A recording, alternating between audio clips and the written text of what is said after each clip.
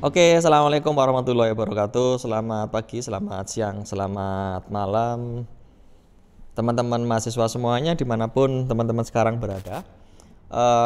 Sekarang kita kembali belajar di branding fundamental. Dan sekarang kita sampai pada pembahasan tentang brand hacking. Ya, brand hacking.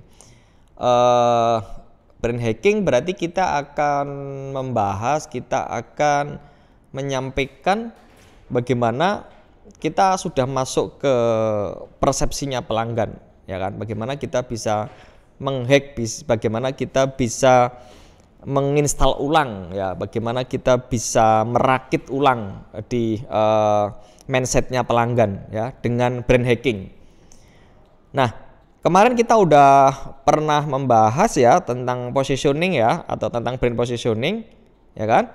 Saya ingatkan sekali lagi, secara simple kita bisa membuat rumus dari brand positioning itu adalah P sama dengan PK ditambah dengan unique value proposition, ya, dengan kata kunci, kata sambung yang, ya. Kemudian atau ada yang menyebut dengan P positioning dengan DNA, ya. Kita harus fokus ke DNA kita itu apa.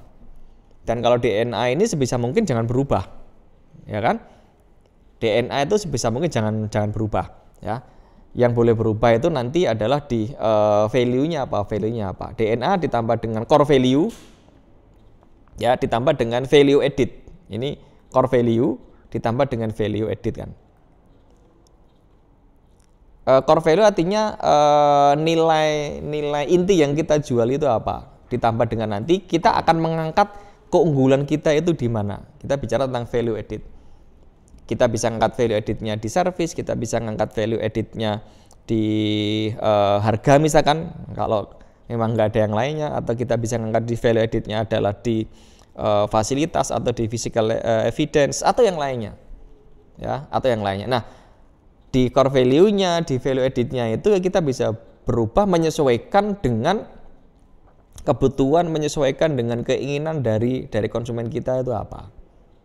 Ya, karena apa? Kebutuhan itu selalu berubah, permintaan selalu berubah, selera konsumen selalu berubah. Sebagai contoh misalkan kalau saya punya usaha, kalau saya punya bisnis misalkan, saya fokusnya adalah di pusat hiburan keluarga, kan? Yaitu DNA-nya pusat hiburan keluarga. Berarti saya bisa memberikan core value, saya bisa memberikan value edit, bisa berubah-ubah tergantung sekarang trennya apa. Ya, sekarang trennya apa? Kalau sekarang karaoke masih bagus misalkan, ya saya buat layanan itu, saya buat jasa itu. Tapi kalau suatu saat karaoke nggak laku lagi, ya mungkin saya akan tawarkan, ya, hiburan keluarga itu berupa apa misalkan, ya kan? Dan kita harus tentukan nanti kira-kira keunggulan kita di mana dibandingkan dengan para pesaing kita. DNA itu kita bisa artikan bahwa titik berangkat kita itu dari mana, ya kan? Sebisa mungkin nanti di CA-nya itu bisa sustainable competitive advantage seperti ini. Nah, ini udah kita bahas pada pertemuan-pertemuan sebelumnya. Oke, ini beberapa ilustrasi ya kalau kita bicara tentang brand hacking. Ya, kalau kita bicara tentang brand hacking, saya beri beberapa ilustrasi. Brand hacking masuk ke Kopiko misalkan kan, Kopiko itu jual permen atau jual kopi. Kopiko itu jual permen atau jual kopi. Ya, maka di strategi brand hackingnya, bagaimana kita bisa merancang, bagaimana kita mendesain, bagaimana kita bisa memformat ulang mindsetnya pelanggan itu, ya kan? Kalau Kopiko itu ya gantinya ngopi, ya kan? Kalau Kopiko itu gantinya ngopi.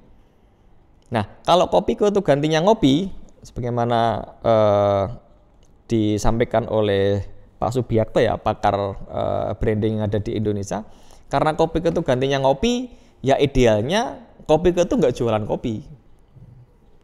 Ya, tak ulangi, kalau Kopiko itu gantinya ngopi, ya berarti Kopiko itu nggak jualan kopi, karena tagline-nya adalah Kopiko itu gantinya ngopi.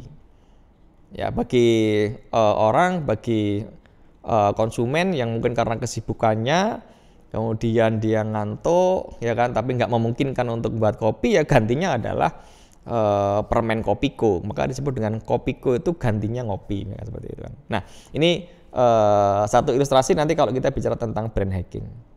Nah, ini brand hack ya, nanti kita bahas di kelas saja kalau yang ini.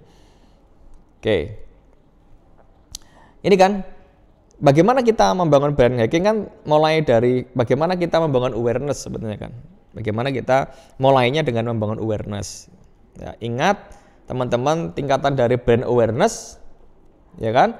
Itu kan mulai dari yang pertama unaware of brand sampai dengan ke top of mind. Sudah kita bahas juga pada pertemuan-pertemuan sebelumnya. Bahkan di perubahan customer path pun antara 4A menjadi 5A itu kan berangkatnya sama, berangkatnya dari awareness. Ya, berangkatnya dari awareness, cuma berakhirnya di 4A itu adalah di action tapi di act again, tapi yang di 5A itu adalah di advocacy. Ini saking pentingnya bagaimana kita membangun brand awareness. Nah, berarti bagaimana kita memulai brand hack ya kan? Ya, bagaimana kita mulai brand hack? Kita bisa aja di strateginya adalah di mind hacking atau di brand hacking, atau nanti kita bisa lakukan dengan hypnotic writing. Ya, tak ulangi, ada 3 hal yang bisa kita lakukan kan, apakah dengan menggunakan strategi mind hacking, brand hacking, atau di hypnotic writing. Nah, kalau kita akan gunakan mind hacking kan berarti kan kita meretas perhatian, bagaimana kita mengalihkan perhatian. Tapi kalau di brand hacking berarti kita meretas otaknya pelanggan, tapi kalau di hypnotic writing ya kita bermain-main dengan kata, kita bermain-main dengan jingle dan lain sebagainya. Nah, ada 3 hal yang bisa kita lakukan kalau kita akan gunakan strategi brand hack itu kan. Misalkan ya, kita masuk ke yang pertama di mind hacking.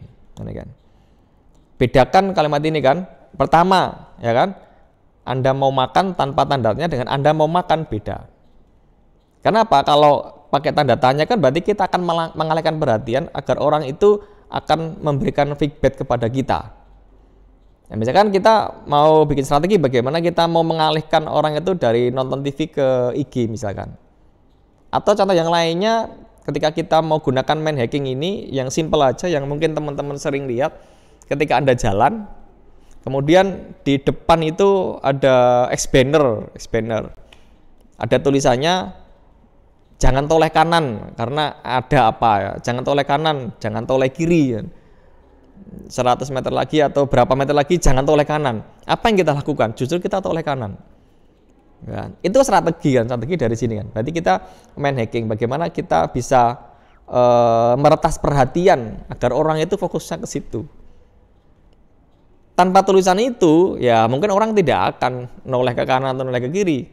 Tapi gara-gara ada tulisan malah jangan toleh ke kanan, jangan toleh ke kiri, misalkan orang akan penasaran dan akhirnya akan fokus ke kanan, akan fokus ke kiri dan sebagainya. Itu strategi yang biasanya dipakai ya untuk mengalihkan perhatian atau meretas perhatian. Ini simpel aja contoh dari mind hacking kan. Nah, kemudian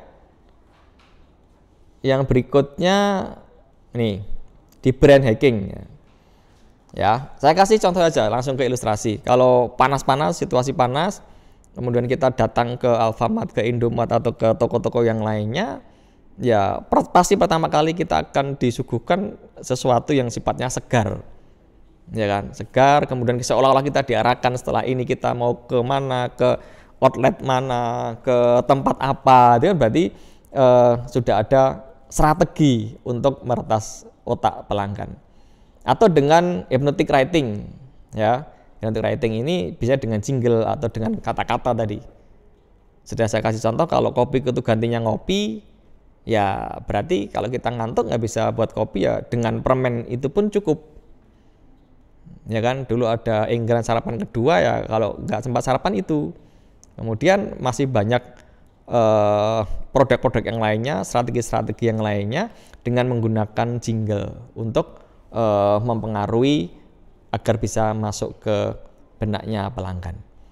Nah, ini juga ada dasarnya kenapa kita harus bermain-main di situ, karena justru orang dalam aktivitasnya itu akan banyak menggunakan pikiran bawah sadar sebesar 88% dibandingkan dengan pikiran sadar hanya 12%. Ya, ini ya teman-teman ya, apa yang bisa saya sampaikan di materi brain hacking sekilas saja karena diskusinya lebih banyak di kelas-kelas offline. Ini yang bisa saya sampaikan.